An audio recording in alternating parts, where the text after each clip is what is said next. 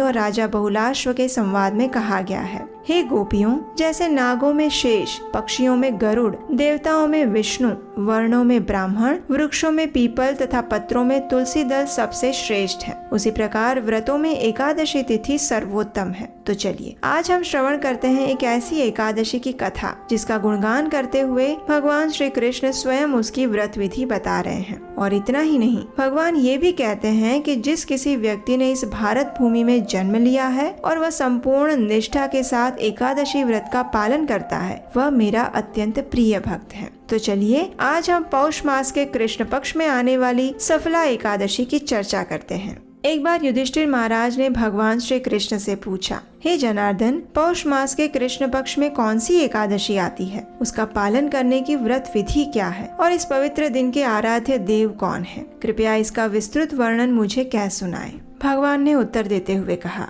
हे राजन, मैं यज्ञ और दान से इतना प्रसन्न नहीं होता जितना अपने भक्तों द्वारा एकादशी व्रत का पालन करने से होता हूँ। इसलिए प्रत्येक व्यक्ति को भगवान हरि के इस प्रिय दिवस पर एकादशी व्रत का अवश्य पालन करना चाहिए। पौष मास के कृष्ण पक्ष में आने वाली एकादशी को सफला एकादशी कहा जाता है। इस दिन भगवान नारायण के विग्रह की पूजा अर्चना करनी चाहिए और ऋतु अनुसार फल, फूल तथा धूप दीप अर्पण करके भगवान के सुंदर स्वरूप पर अपने मन को केंद्रित करना चाहिए। अब मैं तुम्हें इस सफला एकादशी की कथा सुनाता हूँ, ध्यान पूर्वक सुनो। चंपावती नाम की एक सुंदर नगरी में माहिष्मत नाम का अत्यंत पराक्रमी और धर्मनिष्ठ राजा राज्य करता था। उसके 4 पुत्र थे, लेकिन उन सभी में सबसे बड़ा पुत्र लुम्पक हमेशा हर प्रकार के पाप कार्यों में लिप्त रहता था। जुआ खेलना, स्त्रियों के साथ व्यभिचार करना, देवता, ब्राह्मण और वैष्णवों का अपमान तथा निंदा करना, ये सारे कार्य उसके लिए सामान्य बन चुके थे। आखिरकार उसके पिता राजा महिष्मत ने उसके इस दुर्व्यवहार के कारण उसे अपने राज्य से निकाल दिया।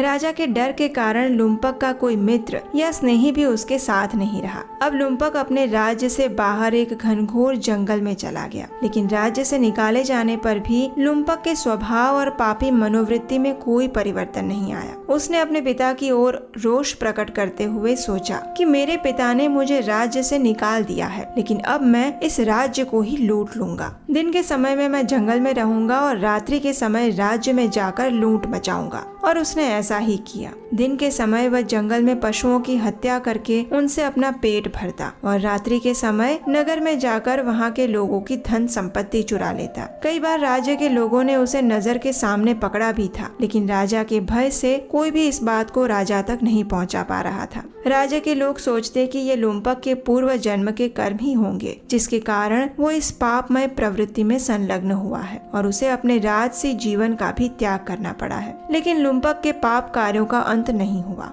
जंगल में वो भगवान श्री विष्णु के प्रिय अति प्राचीन बरगद के पेड़ के नीचे रहता था। इस प्रकार कुछ समय बीत गया। आखिर एक दिन उसके जीवन में एक चमत्कारी परिवर्तन आया और वो दिन था सफला एकादशी का दिन। एकादशी के एक दिन पहले दशमी के दिन लुम्पक पूरी रात ठंड के कारण सो नहीं पाया। उसके पास सोने और ओढ़ने के लिए पर्याप्त वस्त्र नहीं थे और पौष मास में बढ़ने वाली शीत लहरों के कारण उसका शरीर शिथिल पड़ने लगा था। इस प्रकार उसने दशमी के दिन अनजाने में ही जागरण कर लिया। दूसरे दिन प्रातः हुई तो उसके शरीर में शक्ति का संचार नहीं हो रहा था। ठंड के कारण मध्याह्न तक वह ऐसे ही उस वृक्ष के नीचे पड़ा रहा। भूख और प्यास ने उसके शरीर को अशक्त बना दिया था और इसलिए वह जाकर किसी पशु का शिकार करने के लिए भी सक्षम नहीं था। आज पहली बार उसे अपनी असहाय अवस्था का अनुभव हो रहा था। किसी भी तरह उसने हिम्मत जुटाई और धीरे धीरे उस बरगद के पेड़ के आसपास जितने फल गिरे हुए थे उसे वह एकत्रित करने लगा। ऐसा करते करते संध्या का समय बीत गया। अब अपनी इस दुर्दशा के ऊपर पछतावा करते हुए पीड़ा से युक्त आर्द्र वाणी में लुम्पक प्रार्थना करने लगा, हे प्रभु, मेरी क्या स्थिति हो गई है? अब मैं क्या करूं? कहाँ जाऊं? श्री हरि कृपया मेरे ऊपर दया करें और इन फलों का स्वीकार करें। इस प्रकार प्रार्थना करके उसने इन फलों को भगवान को अर्पित किया। उस रात्रि भी ठंड के कारण वो सो नहीं पाया, लेकिन परम दयालु भगवान मधुसूदन इस प्रकार लुम्पक द्वारा अर्पित किए गए फलों से अत्यंत प्रसन्न हो गए, क्योंकि अनजाने में ही सही लेकिन लुम्पक ने सफला एकादशी व्रत का पालन किया था, भगवान को फल अर्पित किए थे और रात्रि को जागरण किया था। दूसरे दिन प्रातः जैसे ही सूर्यदेव प्रकट हुए, उसी क्षण एक सफेद तेजस्वी घोड़ा लुम्पक को ढूंढता हुआ वहाँ आ पहुँचा और उसी क्षण क्षण एक आकाशवाणी हुई। बादलों की गड़गड़ाहट सुनाई दी और उस दिव्य ध्वनि ने लुम्पक से कहा, हे लुम्पक, ये घोड़ा तुम्हारे लिए आया है। हे राजा महिष्मत के पुत्र, परम भगवान श्री वासुदेव की असीम कृपा और सफला एकादशी का नियम पूर्वक पालन करने के कारण तुम्हारे समस्त पाप कर्मों का नाश हो चुका है। अब तुम इस घोड़े पर सवार हो जाओ और अपने पिता तथा परिवार से मिलने के लिए वापस अपने नगर में जाओ। इसी क्षण तुम्हारा राज्य तुम्हें वापस मिलेगा। जाओ।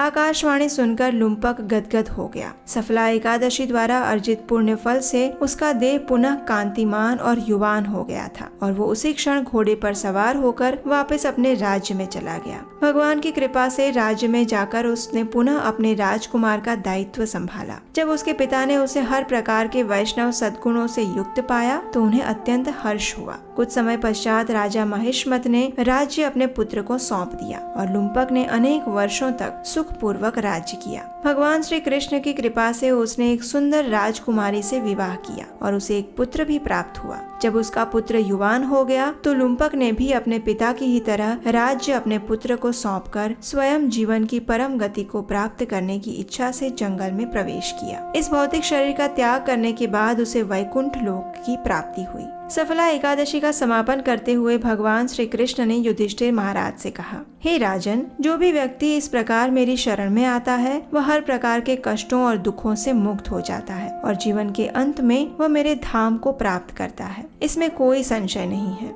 जो व्यक्ति सफला एकादशी की कथा का श्रवण भी करता है उसे राजसूय यज्ञ करने का पुण्य फल प्राप्त होता है। तो इस प्रकार परम भगवान श्री कृष्ण की कृपा और भक्ति प्राप्त करने की इच्छा रखने वाले प्रत्येक व्यक्ति को इस सफला एकादशी का श्रद्धा और नियम पूर्वक पालन करना चाहिए और अगले दिन यानी द्वादशी पर निर्धारित पारण समय में इस व्रत को खोलना चाहिए। पद्म पुराण में कहा गया है, महाहानि करिह्येषा द्वादशी लंघिता नृणां करोति धर्महरणं स्नातेव सरस्वती। अर्थात जिस प्रकार कोई बिना स्नान किए सरस्वती नदी में चरण डालता है तो वह अपने पुण्यों को खो देता है, उसी प्रकार यदि कोई द्वादशी पर भी अपने एकादशी व्रत का पारण नहीं करता है तो उसके पुण्यों का भारी मात्रा में क्षय हो जाता है। तो अब इस श्लोक से आप समझ गए होंगे कि एकादशी व्रत का पारण करना कितना महत्वपूर्ण है। एकादशी व्रत का पारण करने के लिए सर्वप्रथम एकादशी के अगले दिन यानी द्वादशी पर प्रातः ब्रह्म मुहूर्त में उठ जाएं, स्नान इत्यादि से स्वयं को शुद्ध कर लें। जब आप अपने दैनिक प्रातःकालीन सेवा पूजा समाप्त कर लें तो उसके बाद भगवान को अर्पित करने के लिए अपनी क्षमता अनुसार स्वादिष्ट और सात्विक भोग तैयार करें। जब आप भगवान के लिए भोग बनाते हैं तो उस समय भगवान की कथा या फिर उनकी लीलाओं का श्रवण अथवा स्मरण करना चाहिए। जब भोग तैयार हो जाए तो उसमें तुलसी पत्र रख कर भगवान को अर्पित कीजिए। भगवान से प्रार्थना करने के बाद अब आप अपने घर में किसी वैष्णव या ब्राह्मण को आमंत्रित करें और उन्हें भगवान को अर्पित भोग प्रसाद के रूप में प्रदान करें। अगर आप अपने घर पर भोजन प्रसाद के लिए उन्हें नहीं बुला सकते तो आप नजदीक के किसी मंदिर में जाकर ये कार्य कर सकते हैं और अंत में अपनी क्षमता अनुसार सुयोग्य ब्राह्मण या फिर वैष्णव को या फिर नजदीक के किसी मंदिर में कुछ न कुछ दान अवश्य देना चाहिए। और उसके बाद अंत में आप अपने एकादशी के फल को भगवान को अर्पित करते हुए उनसे भगवान की शुद्ध भक्तिमय सेवा की याचना करते हुए आप भी उसी भोजन प्रसाद के साथ अपना व्रत खोल सकते हैं। इस प्रकार संपूर्ण नियम और श्रद्धा पूर्वक एकादशी व्रत का पालन परम भगवान श्री कृष्ण को अत्यंत प्रसन्न करता है।